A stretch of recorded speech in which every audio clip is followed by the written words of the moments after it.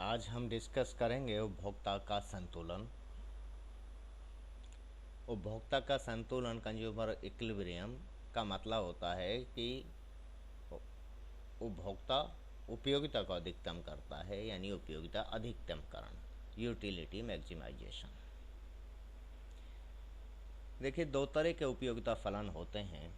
एक होता है जनरल यूटिलिटी फंक्शन, सामान्य उपयोगिता फलन, जिसमें वस्तुओं की मात्राओं को जो है और उपयोगिता u equal to function of Q1 and Q2 के रूप में दर्शाया जाता है। एक पर्टिकुलर या स्पेसिफिक यूटिलिटी फंक्शन होता है, विशिष्ट उपयोगिता फलन होता है, जिसमें जैसे u equal to Q1 Q2, u equal to Q1 square into Q2, u equal to Q1 raise to power r into Q2, इस तरह से होते हैं। तो इन दोनों में फ़र्क है। सामान्य उपयोगिता फलन तो केवल ये बताता है कि कुल उपयोगिता वस्तुओं की मात्राओं का फलन है, या कुल उपयोगिता वस्तुओं की मात्राओं पर निर्भर करती है। लेकिन विशिष्ट उपयोगिता फलन इन वस्तुओं की मात्रा और उपयोगिता के संबंध के अलावा इस संबंध के स्वरूप को भी बताता है। तो सबसे पहले तो हम एक सामान्य उपयोगिता फलन लेकर और उपयोगिता अधिकतमकरण किस तरह से होगा या उपभोक्ता का संतुलन कैसे होगा, इस बात को समझाने का प्रयास करते हैं। तो सबसे पहले आइए, एक उपयोगिता फलन हमने लिया है। मान लीजिए कि u equal to function of Q1 and Q2। अब उपयोगिता अधिकतमकरण या उपभोक्ता का संतुलन का मतलब यह है कि उपभोक्ता अपनी दी हुई आय को ध्यान में रखकर या बजट प्रतिबंध में रहकर अपनी कुल उपयोगिता को अधिकतम करना चाहता है, और अधिकतम कर लेता है तो वह उसका संतुलन होगा। तो मैक्सिमाइज कीजिए उपयोगिता को, function of Q1 and Q2 ये फलन है। सब्जेक्ट टू, प्रतिबंध क्या है? आय या बजट, जो कि अगर उसके पास कुल आय है y, तो उसे वो दो वस्तुओं पर खर्च करता है। Q1 पर कुल व्यय होगा P1 इंटू Q1 की मात्रा और उसकी प्रति इकाई कीमत के गुणनफल के बराबर, तो कुल खर्चा Q1 पर करेगा। और दूसरी वस्तु पर वह कुल खर्चा जो है P2 इंटू Q2, यानी इन दोनों इसकी दूसरी वस्तु की मात्रा और कीमत के गुणनफल के बराबर कुल खर्चा करेगा। तो उसकी संपूर्ण आय व्यय हो जाएगी। कुल व्यय उसका क्या हुआ? पहली वस्तु पर व्यय दूसरी वस्तु पर व्यय के बराबर होगा, यानी ना तो उधार लेता है और ना ही वो बचाता है। तो ये बजट प्रतिबंध है। इसको ध्यान में रखकर कोई उपभोक्ता अपनी उपयोगिता को अधिकतम करेगा। इसको हम ऐसे भी लिख सकते हैं, y minus P1 into Q1 minus P2 into Q2 equal to 0, क्योंकि हमने इसको लेफ्ट हैंड साइड ले लिया है। अब इसको उपयोगिता अधिकतमकरण को या उपभोक्ता के संतुलन को समझाने के लिए हमें लॉग्रेंज फलन का निर्माण करना पड़ेगा, लॉग्रेंजियन फंक्शन का जो निर्माण करना पड़ेगा। और लॉग्रेंजियन फंक्शन क्या होता है? जैसे ये होता है कि उद्देश्य फलन प्लस लैम्बडा इंटू प्रतिबंध। जैसे पाई इक्वल टू पाई तो अब हमने यू जो हम ले चुके हैं, जेड हम लेंगे नहीं, तो इसलिए पाई ले लेते हैं। यहाँ पाई मुनाफे को नहीं दर्शा रहा है, ध्यान रहे। लॉग्रेंजियन फंक्शन हम बना रहे हैं इसकी सहायता से। उद्देश्य फलन objective function plus lambda into restrictions या प्रतिबंध। और लैम्बडा क्या है? यह लॉग्रेंजियन गुणांक है, जो कि आय की सीमांत उपयोगिता के बराबर होता है। ठीक है, अब बस इसमें इनको रखिए आपके। पाई इक्वल टू, अब आपका उद्देश्य फलन क्या है? Function of Q1 and Q2, इसको आप अधिकतम करना चाहते हैं, यही तो उद्देश्य है। प्लस लैम्बडा, प्रतिबंध क्या है? y minus P1 Q1 minus P2 Q2। उपयोगिता अधिकतम करने के लिए या उपयोगिता को अधिकतम करने के लिए जो प्रथम क्रम की शर्त है, first order condition for profit maximisation, क्या है? कि प्रथम क्रम की शर्तें हैं, प्रथम क्रम के अवकलज शून्य के बराबर होंगे। मैक्सिमा मिनिमा आपने पढ़ा है ना, वो यहाँ अप्लाई करेंगे हम। Del pi by del Q1, यानी इसका Q1 के रेस्पेक्ट में अवकलन कीजिए इस फलन का। फलन ये है हमारे, आप अब सब कुछ भूल जाइए, बस ये बचा है सामने। Del pi by del Q1 equal to F1, ठीक है। माइनस क्यों है? क्योंकि लेमड़ा को तो बाहर रखिए और यहाँ Q1 के यहाँ है, सिर्फ यहाँ पे, तो इसका हो जाएगा -P1 और ये सारा जीरो हो जाएगा, तो इसलिए लेमड़ा इंटू -P1 बराबर माइनस लेमड़ा P1 हो गया, इक्वल टू 0, पहला समीकरण। और Q2 के रेस्पेक्ट में डिफ्रेंशिएट कीजिए, del pi by del Q2 equal to, अब यहाँ F2 माइनस क्यों ले रहा हूँ मैं, फिर अभी तो बता रहा हूँ, आगे नहीं बताएंगे, ये चीज़ें कंटिन्यू करेंगे। ये यहाँ है ही नहीं Q1, इसलिए तो इन पर तो ध्यान ही मत दीजिए। Q2 कहाँ है? यहाँ है, तो इसका P2 इंटू Q2 का जब अवकलन किया तो क्या आया? P2 चिन्ह माइनस का और बाहर लेमड़ा, इसलिए lambda into P2 equal to 0, समीकरण 2। फिर लेमड़ा के रेस्पेक्ट में डिफ्रेंशिएट कीजिए, लेमड़ा के सापेक्ष अवकलन कीजिए, del pi by del lambda, अब यहाँ तो है ही नहीं इसलिए इस पर गौर ही मत कीजिए। कहाँ है लेमड़ा? यहाँ है, तो ये पूरे के साथ में गुणा हो रहा है, इसलिए y माइनस P1, भाई लेमड़ा का तो 1 हो गया और ये एज इट इज़ है, तो ये एज इट इज़ लिख दिया इंटू 1, तो इसलिए ये रह गया y minus P1 into Q1 minus P2 into Q2 equal to 0। ये इक्वेशन नंबर 3 समीकरण आई है। फर्स्ट ऑर्डर कंडीशन क्या है कि प्रथम अवकलज 0 के बराबर हो। समीकरण 1 और 2 को और आगे हम जब हल करते हैं तो F1 इक्वल टू, इनको राइट साइड ले जाइए, लेमड़ा इंटू P1 F, और समीकरण 2 से F2 equal to lambda into P2। अब मैंने इनको 4 और 5 नाम दे दिया है, अब देना चाहो दे दीजिए, अदरवाइज कोई बात नहीं। समीकरण 4 में समीकरण 5 का भाग दे दीजिए, जब भाग देंगे आप तो क्या आएगा? F1 by F2 equal to lambda से लेमड़ा कैंसिल हो जाएगा, P1 बाई P2, ये निकल के आया। और F1 बाई F2 क्या है? दरअसल आपके ध्यान होगा, ये स्लोप ऑफ इंडिफरेंस कर्व है, उदासीनता वक्र का ढाल है, तटस्थता वक्र का ढाल है। और P1 बाई P2 क्या है? ये कीमत रेखा का ढाल है, कीमतों का अनुपात के बराबर होता है बजट रेखा का ढाल, ध्यान रहे आपके, अपने व्यष्टि अर्थशास्त्र में अच्छे से पढ़ी हैं सारी चीज़ें। तो संतुलन की पहली शर्त क्या निकल के आई कि उदासीनता वक्र का ढाल संतुलन बिंदु पर कीमत रेखा के ढाल के बराबर हो, यानी वो एक दूसरे को स्पर्श करें, यही निकल के आई। अर्थात उपयोगिता अधिकतम कण की प्रथम शर्त यह है कि उदासीनता वक्र कीमत रेखा को स्पर्श करें, दोनों के ढाल बराबर हों, हैं, ये संतुलन का बिंदु, ये पहली शर्त है, ध्यान रहे, ये आवश्यक शर्त कहलाती है ना, नेसेसरी कंडीशन संतुलन के लिए। और दूसरी जो शर्त है उपयोगिता अधिकतम कण की प्रथम की क्रम की शर्त को हम ऐसे भी लिख सकते हैं, F1 by P1 equal to F2 by P2 equal to lambda, जो अभी आपने निकाला है, इसको ऐसे भी आप लिख सकते हैं। समीकरण 4 और 5 से, वो 1 और 2 से जब हमने 4 और 5 निकाला था तो उससे हम ये भी ले सकते हैं 1 और 2 से। और लेमड़ा आय की सीमांत उपयोगिता है, इसके बारे में अभी आगे बात करेंगे।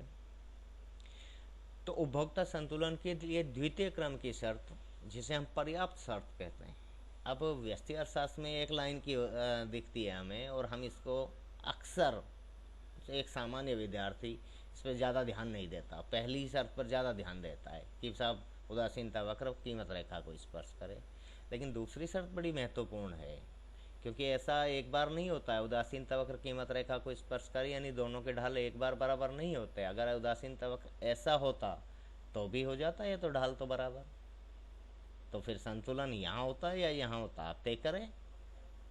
इसलिए ये पहली शर्त है, ये आवश्यक शर्त है, पर्याप्त नहीं है, सफिशिएंट नहीं है। सफिशिएंट शर्त के लिए क्या होगी? इसके लिए द्वितीय क्रम की शर्त की आवश्यकता होती है,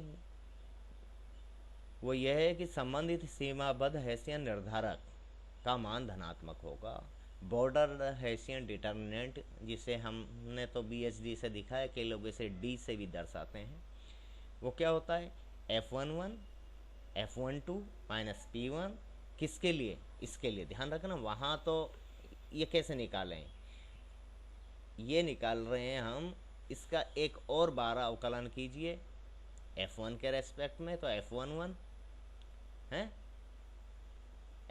और Q2 के रेस्पेक्ट में कीजिए तो F12, और लैम्बडा के रेस्पेक्ट में करेंगे तो माइनस P1। ऐसे आएगा ना ये भाई, F11 F12 माइनस F1 जो आपने पहले लिया था, अब वो नहीं है, अब तो यहाँ से इस पे ध्यान दीजिए आप।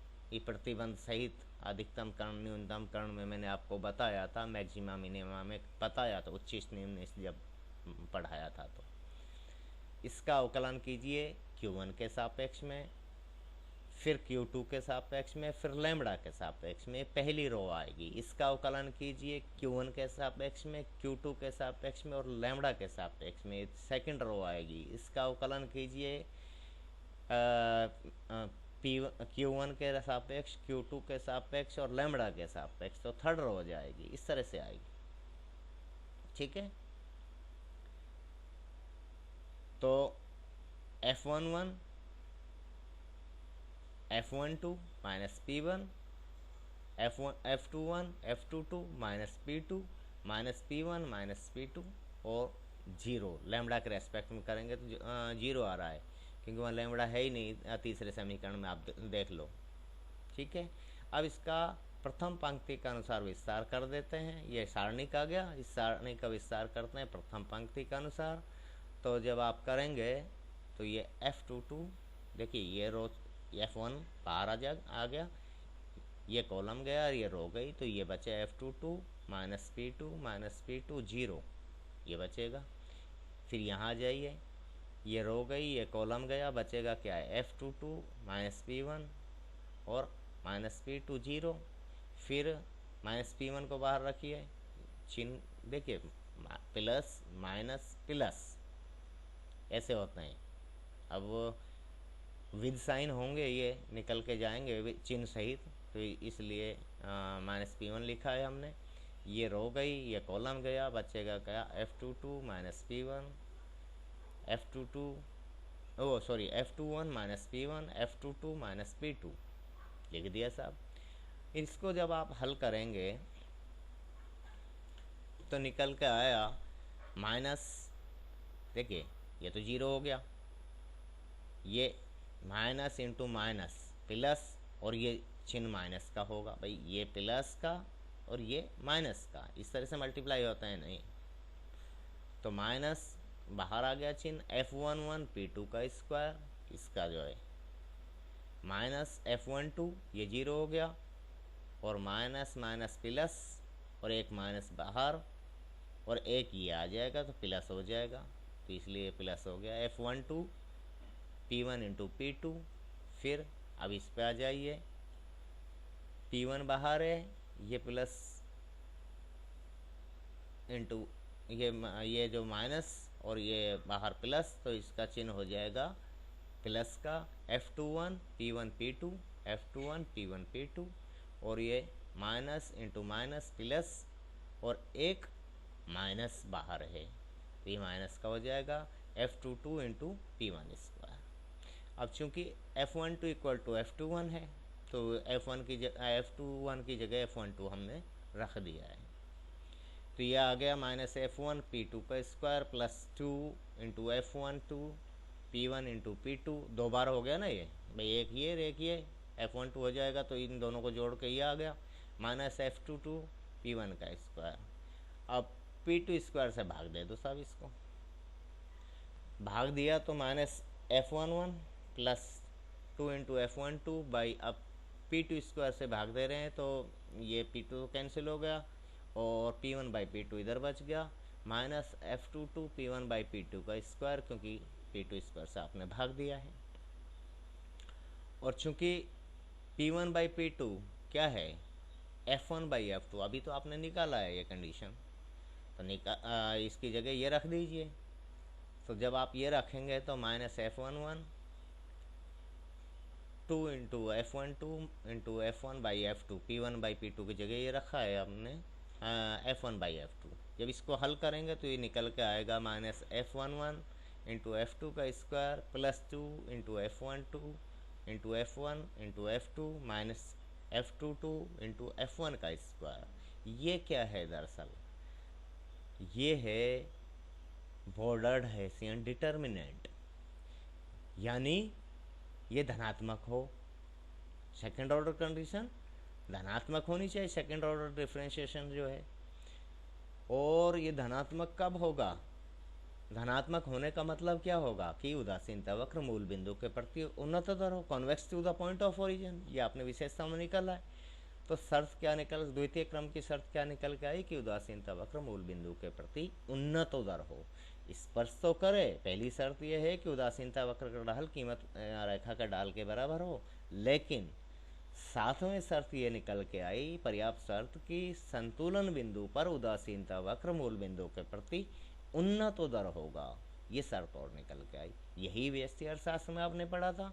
इसी चीज़ को हमने गणितीय रूप में आपको बताया है। अब बात आती है कि आय की सीमांत उपयोगिता जो है, आपने कहा था लैम्बडा को, तो लैम्बडा की व्याख्या आप कर सकते हैं। इसके लिए मैं आपको बताता हूँ। लैम्बडा की व्याख्या जब करेंगे तो इसके लिए हम क्या करें? इसके लिए उपयोगिता फलन लीजिए। तो उपयोगिता फलन हमारा है u equal to function of Q1 and Q2। इसका कुल अवकलन कीजिए। जब हम इसका कुल अवकलन करेंगे तो du इक्वल टू, अब इसका करेंगे तो del u by del Q1 into DQ1 plus del u by del Q2 into DQ2। और ये सीधा भी आप कर सकते हैं, बाकी प्रोसेस तो यही है जो मैं बता रहा हूँ। और del u by del Q1 होता है F1 और del u by del Q होता है F2। तो du equal to F1 into DQ1 plus F2 into DQ2 ये होता है। ठीक है। और अभी आपने निकाला है कि F1 equal to lambda P1, समीकरण जो आपका था 4 नंबर, यही तो था। और F2 equal to lambda P2, तो F1 की जगह ये रख दें, F2 की जगह ये रखेंगे, तो lambda P1 into DQ1 plus lambda P2 into DQ2। Lambda common आ रहा है दोनों में, तो लैम्बडा को बाहर लीजिए और बचेगा P1 into DQ1 plus P2 into DQ2। ठीक है, ये आ गया। और बजट प्रतिबंध आपका क्या था कि y equal to P1 Q1 plus P2 Q2। उपभोक्ता की आमदनी खर्च हो जाती है दोनों वस्तुओं पर, यही तो था ना। वो बचाता है और ना ही उधार लेता है। इसका कुल अवकलन कीजिए। जब इसका कुल अवकलन करेंगे तो dy और इसका del y by del Q1 के सापेक्ष में पहले करेंगे, into DQ1 plus del y by del Q2 into DQ2, यही होगा। या फिर आप सीधा भी लिख सकते हैं, अगर आपकी प्रैक्टिस बहुत अच्छी हो गई हो और आपके कन्फ्यूजन ना बनता हो तो आप इसको सीधा भी लिख सकते हैं। dy इक्वल टू, क्योंकि P1 कांस्टेंट है तो ऐसे में ये बाहर रह जाएगा, तो P1 into DQ1 plus P2 into DQ2। ये इक्वेशन आई 1 और 2। ठीक है। समीकरण 1 में 2 का भाग दे दीजिए। जब आप समीकरण 1 में 2 का भाग देंगे तो क्या होगा? du बाई, ये du है, 1 by dy equal to lambda P1 into DQ1 plus P2 into DQ2। ठीक है, बटा P1 by DQ1 plus P2 into DQ2। ये एक दूसरे को कैंसिल कर देंगे। du by dy equal to lambda. और ये क्या है? du बाई dy क्या है दरअसल? ये आय की सीमांत उपयोगिता है। यही तो है कि आय में एक अतिरिक्त इकाई वृद्धि होने से कुल उपयोगिता में होने वाली वृद्धि है, तो यह आय की सीमांत उपयोगिता हुई। तो इस तरह से ये लैम्बडा की व्याख्या हो गई। तो यह हमने उपभोक्ता का संतुलन एक सामान्य उपयोगिता फलन लेकर बताया कि उपभोक्ता का संतुलन की शर्त क्या होंगी। हमने उपभोक्ता का संतुलन का मतलब होता है कि उपभोक्ता बजट प्रतिबंध में रहकर अपनी उपयोगिता को अधिकतम करता हो। इसके लिए उपयोगिता अधिकतमकरण की प्रथम क्रम की शर्त जो ये निकल के आई कि उदासीनता वक्र का ढाल संतुलन बिंदु पर कीमत रेखा के ढाल के बराबर हो या दोनों एक दूसरे को स्पर्श करें। और सेकंड ऑर्डर कंडीशन जो निकल के आई वो ये आई कि संतुलन बिंदु पर उदासीनता वक्र मूल बिंदु के प्रति उन्नत उदर होगा, यानी बॉर्डर हेसियन डिटर्मिनेंट धनात्मक होगा। इसके साथ ही हमने लैम्बडा जो आय की सीमांत उपयोगिता हमने बताई है, इसकी व्याख्या भी आपको की है। आज के लिए इतना ही। थैंक यू, धन्यवाद।